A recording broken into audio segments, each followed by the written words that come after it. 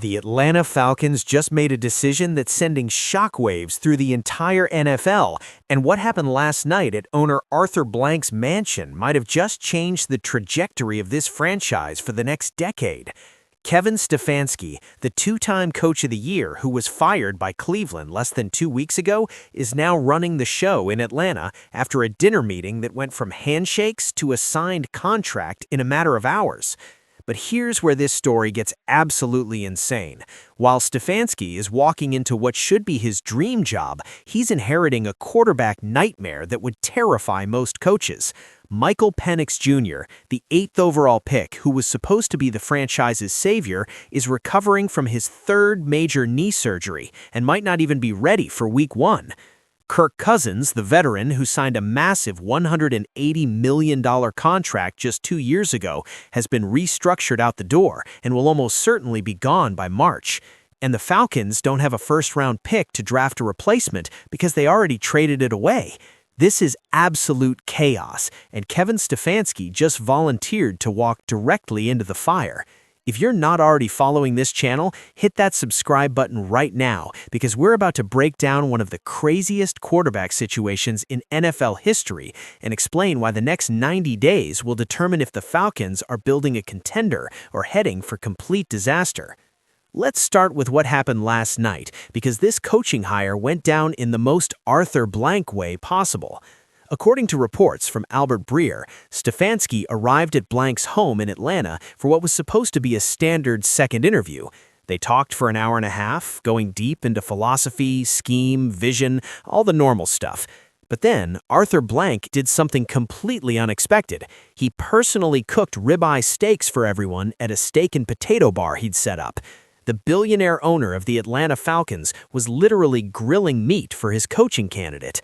After they all ate together, Blank looked across the table and offered Stefanski the job on the spot. No waiting, no deliberating with other candidates, no dragging out the process. Stefanski accepted immediately. And just like that, the Falcons had their 20th head coach in franchise history. This wasn't just any hire either. Stefanski was the hottest name on the coaching market despite getting fired by Cleveland. He had second interviews lined up with Tennessee and Miami. Multiple teams were circling, trying to grab him before someone else did. The Falcons knew they had to move fast and aggressively, and Arthur Blank pulled out all the stops. Matt Ryan, the legendary former Falcons quarterback, who's now the team's president of football, was at that dinner. So was Greg Beatles, the team president and CEO, and Josh Blank, Arthur's son, who's an executive with the franchise. This wasn't a casual meeting. This was a full-court press by the Falcons' entire leadership to land the coach they believed could finally end their 8-year playoff drought. And make no mistake, that drought is killing this franchise. The Falcons haven't made the playoffs since 2017. They haven't had a winning record since 2017. They've cycled through coaches, changed general managers, restructured the front office, and nothing has worked. They've been stuck in NFL purgatory, good enough to avoid top draft picks, but never good enough to actually compete for anything meaningful. Raheem Morris just got fired after going 8-9 in back-to-back seasons, becoming Atlanta's third head coach in just 4 years. Terry Fontenot, the general manager, was fired alongside him. The organization was in complete chaos until Matt Ryan came in as president of football to stabilize everything and lead the search for new leadership. So why Kevin Stefanski? Why did Arthur Blank stakes for this particular coach when there were other strong candidates available? The answer comes down to 3 things: experience, offensive expertise, and the Philadelphia connection. Stefanski has 6 years of head coaching experience with Cleveland, where he went 45-56, but took one of the NFL's most dysfunctional franchises to the playoffs twice. He won Coach of the Year in 2020 after leading the Browns to their first playoff appearance since 2002 and their first playoff win since 1994. He won it again in 2023 when he dragged a team quarterbacked by Joe Flacco, Dorian Thompson-Robinson, and whoever else they could find to an 11-6 record in another playoff berth. The man knows how to win with bad quarterbacks, which is exactly what Atlanta might need. Stefanski's offensive mind is what really attracted the Falcons. He came up through Minnesota's system, working his way from assistant quarterbacks coach in 2009 all the way to offensive coordinator by 2019. He helped transform Case Keenum into a Pro Bowl-level player in 2017. He developed Kirk Cousins during his time in Minnesota. His offenses are built around strong running games that set up play-action passing, which is perfect for Atlanta because they have Bijan Robinson, one of the most talented young running backs in football. If Stefanski can build an offense around Robinson, the way he built Cleveland's offense around Nick Chubb, the Falcons could have something special. And then there's the Philadelphia connection. Both Stefanski and Matt Ryan are from the Philadelphia area. They share roots, understand each other's football mentality, and have similar approaches to building winning teams. That matters enormously when you're trying to establish chemistry between a head coach and the guy who's essentially running the entire football operation. Arthur Blank knew that hiring Stefanski meant giving Matt Ryan a coach he could work with seamlessly, someone who speaks his language and shares his vision for what the Falcons should be. But here's where this story takes a dark turn, because while Stefanski might be the perfect coach on paper, the situation he's walking into at quarterback is an absolute train wreck. Penix Jr., the player the Falcons are banking their entire future on, is currently rehabbing from ACL reconstruction surgery on his left knee. He tore his ACL back in November during a Week 11 overtime loss to Carolina, got hit on a play in the third quarter, tried to get up, and couldn't. The medical staff took him to the locker room, confirmed the tear, and shut him down for the season. He had surgery performed by Dr. Neil L. Atrache, the same surgeon who fixed Tom Brady's, Kobe Bryant's, and Cam Akers' ACLs. The recovery timeline is 9 months minimum, which means if everything goes perfectly, Penix might be ready by August 2026. Might. If there are any setbacks, any complications, any issues with the rehab, he could miss the entire start of the season. And this is the third major knee surgery Penix has had. He tore his right ACL twice during his college career at Indiana, once in 2018 and again in 2020. Both times required full reconstruction. He transferred to Washington, stayed healthy for 2 years, led the Huskies to the national championship game, and looked like he'd finally put the injury problems behind him. The Falcons drafted him 8th overall in 2024, believing they'd found their franchise quarterback. The plan was simple: let Kirk Cousins start while Penix developed as the backup, then hand the reins over after a year or two. But then Cousins struggled late in 2024, got benched, and Penix started the final 3 games of that season. He showed enough promise that the Falcons named him the starter heading into 2025. Penix started 9 games in 2025 before the injury. He went 3-6 as a starter, completing 60% of his passes for nearly 2,000 yards with 9 touchdowns and 3 interceptions. The stats weren't spectacular, but he was growing, learning, showing flashes of the arm talent that made him a top 10 pick. Then came that hit against Carolina, and everything fell apart. Now the Falcons are staring at a situation where their supposed franchise quarterback might not be ready for the start of next season, and even if he is ready, there's no guarantee his knee will hold up long term. 3 ACL surgeries by age 25 is terrifying. Players can come back from 1 ACL tear, some even come back from 2, but 3? That's a massive red flag that should worry everyone in Atlanta. Arthur Blank tried to reassure everyone when he spoke publicly about Penix's surgery. He said the surgeon felt 1,000% secure in the medical procedure and believed Penix's knee would be even better than before. Blank called Penix a franchise quarterback and expressed confidence that the rehab was going well. But here's the reality. Blank has to say those things. He's the owner. He can't stand in front of cameras and admit his 8th overall pick might be damaged goods. Behind closed doors, the Falcons are absolutely planning for contingencies because they know Penix's availability is far from certain. Which brings us to Kirk Cousins, and this is where the chaos really ramps up. Cousins signed a 4-year, $180 million contract with the Falcons in March 2024. It was one of the richest deals ever given to a quarterback, fully guaranteed for the first 2 years, and it raised massive questions when Atlanta then drafted Penix 2 months later. How do you justify paying a quarterback that much money and then immediately draft his replacement? The Falcons insisted it was about building long-term stability, having a veteran starter while developing the future. But it never made sense, and now it's completely fallen apart. Cousins started 14 games in 2024 and threw for 3,500 yards with 18 touchdowns and 16 interceptions. He was solid early in the season, then got hurt and started turning the ball over at an alarming rate. The Falcons benched him in Week 16 and gave the job to Penix. When Penix got injured in 2025, Cousins came back as the starter for the final 7 games. He went 4-3 in those starts, but looked completely washed. His completion percentage dropped to 61.7%. His yards per attempt fell to 6.4, both career lows. He threw 10 touchdowns and 5 interceptions, which isn't terrible, but the eye test told the real story. Cousins looked slow, immobile, and unable to make the throws he used to make routinely. The Falcons knew they couldn't keep paying him $57.5 million against the cap in 2026, so they restructured his contract a few weeks ago. They slashed his 2026 base salary from $35 million to just $2.1 million and moved that money to 2027, creating a $67.9 million guarantee that vests on March 13th. Here's what that means in plain English. If the Falcons don't cut or trade Cousins before March 13th, they'll owe him nearly $68 million for 2027. No team in their right mind would take on that burden, which means Cousins is getting released before that date. It's not a question of if, it's a question of when. The restructure allows the Falcons to designate him a post-June 1st release, which splits the dead money between 2026 and 2027, instead of taking the entire cap hit in 1 year. It's a smart financial move that gives Atlanta breathing room, but it also creates a massive problem. They'll enter the 2026 season with no proven starting quarterback. Penix might not be ready. Cousins will be gone.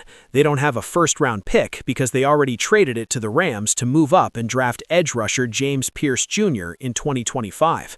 So how do they solve the quarterback problem? This is the nightmare Kevin Stefanski is inheriting, and it's shockingly similar to what he dealt with in Cleveland. The Browns cycled through 13 different starting quarterbacks during Stefanski's 6 years, an NFL record. Baker Mayfield, Case Keenum, Jacoby Brissett, Deshaun Watson, Joe Flacco, Dorian Thompson-Robinson, P.J. Walker. The list goes on and on. Stefanski somehow won games with that revolving door of mediocrity, which is why Arthur Blank believes he's the perfect coach to handle Atlanta's quarterback chaos. If anyone can develop Penix and scheme around his limitations while he's recovering, it's Stefanski. If anyone can win games with a backup quarterback while waiting for the starter to get healthy, it's Stefanski. But there's also a real risk that Stefanski's experience in Cleveland could work against him. He spent 6 years trying to fix an unfixable quarterback situation and failed. The Deshaun Watson trade destroyed any chance Cleveland had of building something sustainable. Stefanski reportedly wasn't on board with that trade, but the Browns did it anyway, and it ruined his final 2 seasons. He went 8-26 over the last 2 years because Watson couldn't stay healthy and couldn't perform when he did play. Now Stefanski is walking into another situation where the franchise quarterback is injury-prone and unreliable. Is he repeating the same mistake, or has he learned enough from Cleveland to avoid the same traps? The Falcons believe Stefanski is the right guy, and Matt Ryan made that clear in his statement after the hiring. Ryan called Stefanski a lead-by-example leader with a clear vision for building the team on fundamentals, toughness, and collaboration. He emphasized that Stefanski puts a premium on accountability and player-driven culture, exactly what Atlanta needs after years of underachieving. Arthur Blank echoed those sentiments, saying Stefanski has the right vision, focus, and demeanor to lead the team into the future. Blank talked about how impressed he was with Stefanski's plan for building a coaching staff and how much Stefanski has learned from his stops in Cleveland and Minnesota. Stefanski himself sounded genuinely excited in his statement. He said he's beyond thrilled to lead the Falcons, grateful to Blank and Ryan for trusting him, and can't wait to coach the talented players already on the roster. He talked about sharing a vision with the organization that will make Falcons fans proud and promised to immediately start putting together a first-class coaching staff. Those are all the right things to say, but talk is cheap in the NFL. Stefanski has to deliver results, and he has to do it quickly because Arthur Blank is out of patience. The roster Stefanski inherits has real talent on both sides of the ball. Bijan Robinson is a dynamic running back who can change games. Drake London is an emerging star at wide receiver. Kyle Pitts, if the Falcons can re-sign him, finally looked like the elite tight end everyone thought he'd be when they drafted him 4th overall. The offensive line has Chris Lindstrom, one of the best guards in football. On defense, there's A.J. Terrell at corner, Jesse Bates and Xavier Watts at safety, and young pass rushers like James Pierce Jr. and Jalon Walker, who dominated as rookies. This isn't a barren wasteland of a roster. There are building blocks. But those building blocks don't matter if you don't have a quarterback, and that's the central problem Stefanski has to solve. Does he bet everything on Michael Penix being ready by week 1 and hope the knee holds up? Does he go into free agency and sign a veteran bridge quarterback like Sam Darnold, Mac Jones, or even try to bring Kirk Cousins back on a cheaper deal? Does he trade for a young quarterback who's fallen out of favor somewhere else? Does he try to move up in the draft and grab a prospect even though Atlanta doesn't have a first-rounder? Every option has massive risks and no guarantees. The free agency route could work if Stefanski targets someone like Sam Darnold, who just had a career revival in Minnesota and might be looking for a starting opportunity. Darnold knows Kevin O'Connell's system, which is similar to what Stefanski runs, and he's shown he can manage an offense if surrounded by talent. But Darnold also has a long history of turnovers and inconsistency. Is he really an upgrade over Kirk Cousins? Would he be willing to sign, knowing Penix is waiting in the wings to take over? Those are questions without easy answers. Trading for a quarterback is another option, but who's available? The Giants might move Daniel Jones, but he's been terrible. The Raiders could shop Aiden O'Connell or Gardner Minshew, but neither is a long-term answer. The Patriots might be willing to deal Mac Jones for the right price, and Jones did work with Josh McDaniels' system in New England, but he's never proven he can be a consistent winner. Every trade option feels like settling for mediocrity instead of swinging for a real solution. The draft is the most complicated scenario because the Falcons don't pick until the 2nd round. Colorado's Shedeur Sanders and Oregon's Dylan Gabriel are the top quarterback prospects in this class, but neither is considered an elite can't-miss prospect. Sanders has the arm talent and experience, but played behind a bad offensive line in college and took too many sacks. Gabriel is accurate and efficient, but doesn't have a huge arm and might be limited as a pure pocket passer. Even if one of them falls to the 2nd round, is that the guy you want as your franchise quarterback? And if you draft a quarterback in the 2nd round, what does that say about your confidence in Michael Penix? This is the impossible puzzle Kevin Stefanski has to solve, and he has to solve it fast. Free agency opens in March, the draft happens in late April. Stefanski needs to have his coaching staff in place, needs to evaluate the entire roster, needs to meet with every player, and needs to develop a clear plan for the most important position in football. Arthur Blank gave him this job because he believes Stefanski can handle it, but the margin for error is razor thin. If Penix isn't ready and the backup plan fails, the Falcons could easily go 4-13 and waste another year of Bijan Robinson's rookie contract, another year of Drake London's development, another year of their defensive core's prime. There's also the very real possibility that Stefanski retains Jeff Ulbrich as defensive coordinator, which would be a massive win for Atlanta. Ulbrich built a defense that made huge strides last season, and the Falcons have reportedly denied other teams permission to interview him, suggesting they want to keep him. If Stefanski can pair his offensive system with Ulbrich's defensive scheme, the Falcons could have balance on both sides of the ball for the first time in years. That's the dream scenario. Stefanski running the offense, Ulbrich running the defense, and the two of them building a complete team that can compete in what's become a wide-open NFC South. But dreams don't win football games, and the Falcons have had enough disappointing dreams over the last 8 years. Fans are tired of hearing about potential and building for the future. They want results. They want playoffs. They want meaningful January football for the first time since 2017. Kevin Stefanski walked into Arthur Blank's mansion last night, knowing exactly what he was signing up for. A franchise in chaos, a quarterback room in shambles, a playoff drought that's dragging into its 9th year, and an owner who's desperate for someone, anyone, to turn this thing around. The question is whether Stefanski is the guy who can actually do it. He proved in Cleveland he can win games with bad quarterbacks and limited rosters. He proved he can develop young players and implement a system that gets the most out of available talent. He proved he can handle pressure and dysfunction and still find ways to compete. But he also proved that even the best coaches can't overcome organizational failure. And if the Falcons don't give him the tools he needs, a healthy Penix, a competent backup plan, adequate offensive line help, weapons in the passing game, then this could end the same way Cleveland did, with a lot of close losses and moral victories that don't mean anything in the standings.